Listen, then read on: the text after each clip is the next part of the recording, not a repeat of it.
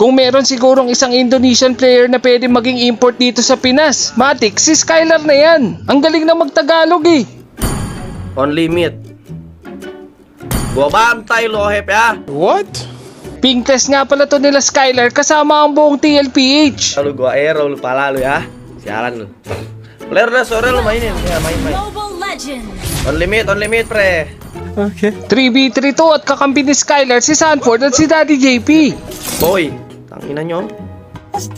Si Goat guys, hoyoy aja dia. Wih, mampus lu. Aduh, hero gua gak kena Sanford.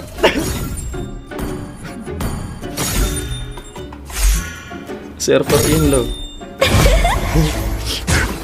Alam. Dan ini alasannya gua bikin menang.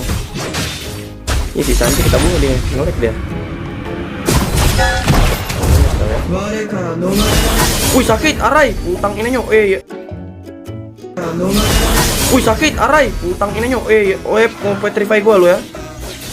Woi Goat, babi, mati gua. Putang ini nyo. Kena gocek Goat anjing. Tolong Goat, lari. Si Goat masih mau lawan gua. Mau buy one Goat. Putang ina ka. Kita-kits na lang po yung huli na ganyan sa akin, nagpahinga. Kena outplay dia. Ada ngemis. Kayak mainan OHEP ini kan. Injak dong trap gua. Injak dong. Ay, suren babi. Kena arrow dia. Udah buy one sama Goat, guys. Kena Goat. O di ba wala na problema sa Combs pag naging import to sa Pilipinas. Kunin niyo na to.